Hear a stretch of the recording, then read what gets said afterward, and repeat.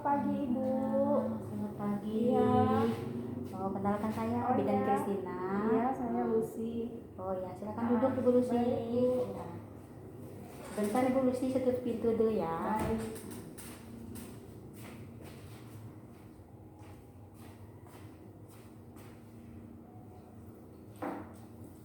Gimana Ibu, ada yang bisa saya bantu? Iya Bu, begini, saya baru menikah 3 bulan. Terus saya rencananya mau langsung cepat hamil. Oh gitu. Ya, jadi saya minta penjelasannya, apa saja penjelasannya agar Persiapan untuk persiapannya kehamilan Ibu ya. Ah, Oh ya, baiklah Bu, kalau hamil itu harus ada persiapan. iya. Nanti saya akan menjelaskan salah satu persiapan dalam persiapan kehamilan itu adalah persiapan psikologis Ibu ya. Baiklah, saya akan menjelaskan maksud dan tujuan dari Ibu melakukan persiapan Iya. kehamilan psikologis secara umum, yaitu agar pasangan dapat mempersiapkan kehamilan dari segi persiapan psikologis dan mental, sehingga kehamilan dapat berlangsung lancar dan sehat ya.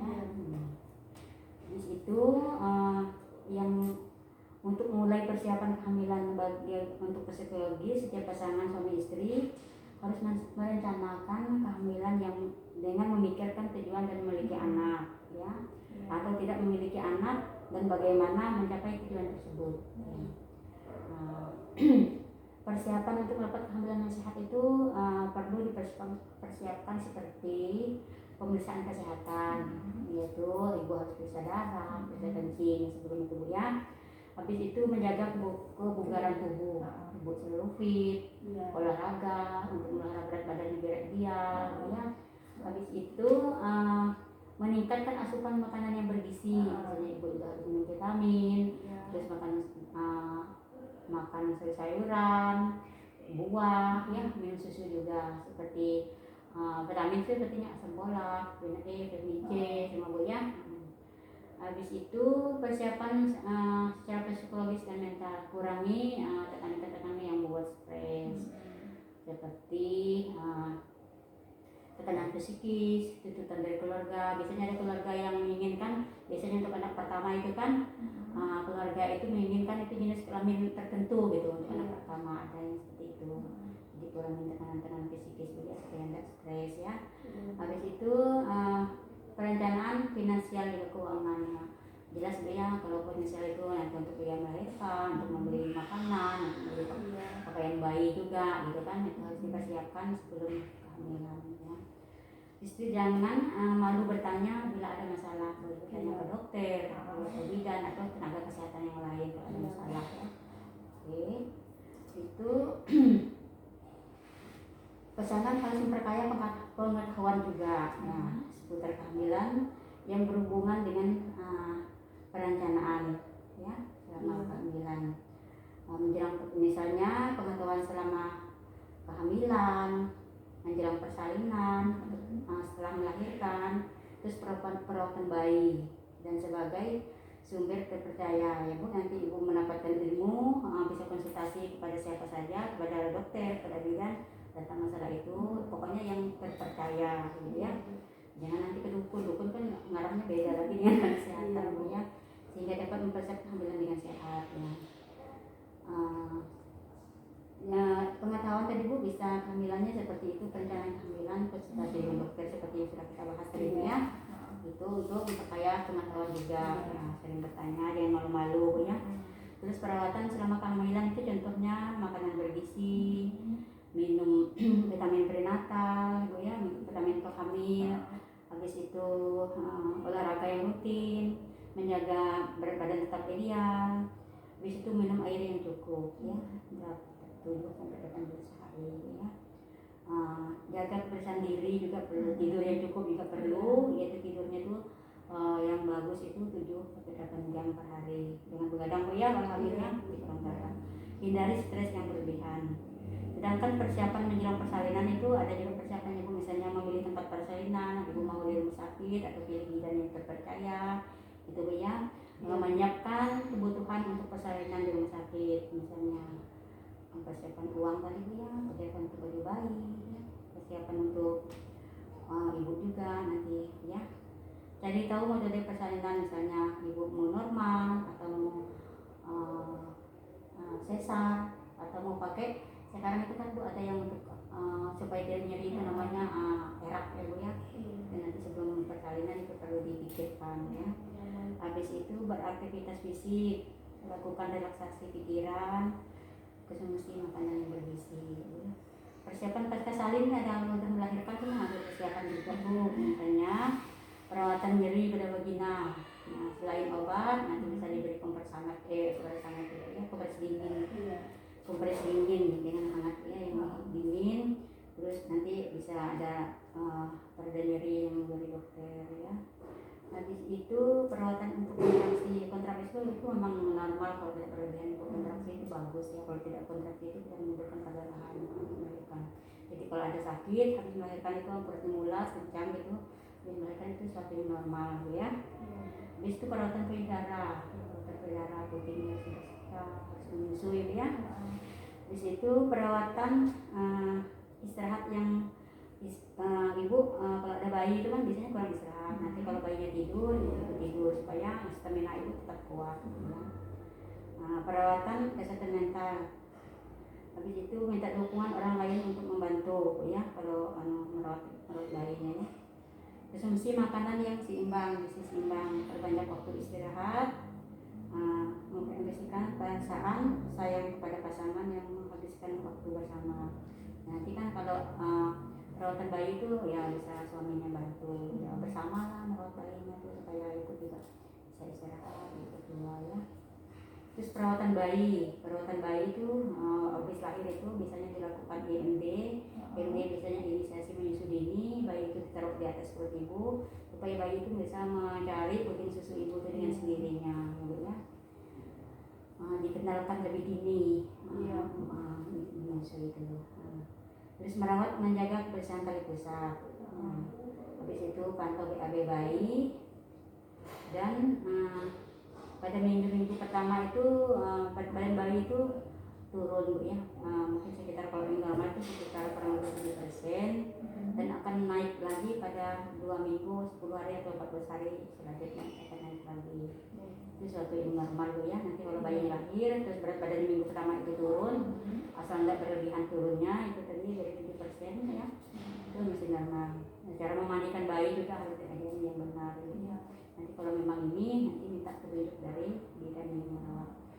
Perawatan mata bayi juga perlu ya, dikasih vitamin K, imunisasi HB0 ya. Menjaga kebersihan kemaluan bayi juga itu penting. Misalnya bayinya BAB Bu, nanti dibersihkan sampai kemaluannya gitu ya.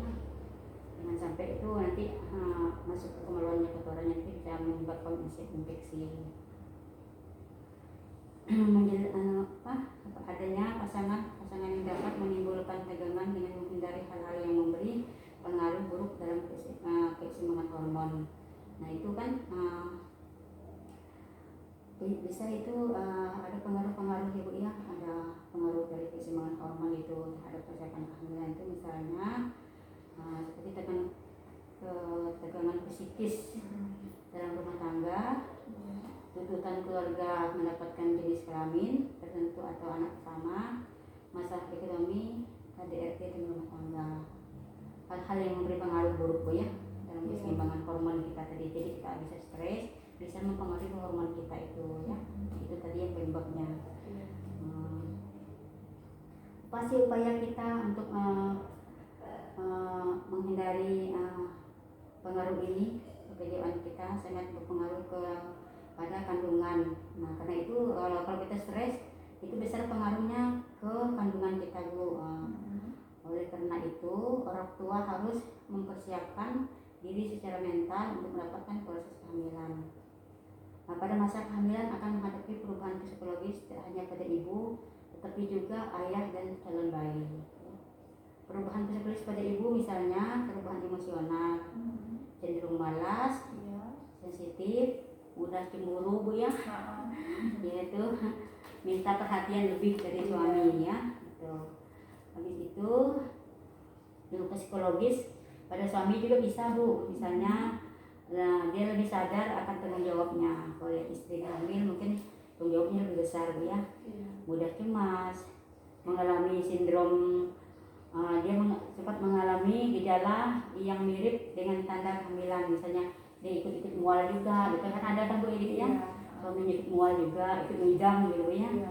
Menjadi lebih fokus pada keluarga, jadi lebih perhatian, jadi lebih semangat bekerja, overprotective artinya itu banyak larangan-larangan yang ke kita dan dia suka ngatur diri kita, istrinya gitu ya. Perubahan psikologis pada calon bayi sudah kelahiran itu ada juga Bu, yaitu dia bernapas. Pertama kan dalam perut dia bernapas kan, dalam perut kan dia lewat ininya, dia makan minum lewat ari-ari. Kalau di luar kan dia beda Bu ya, ada refleks menelan atau refleks mengisap, misalnya sistem pembuangan kotorannya, PAB-nya itu memang ada perubahan suhu juga ya.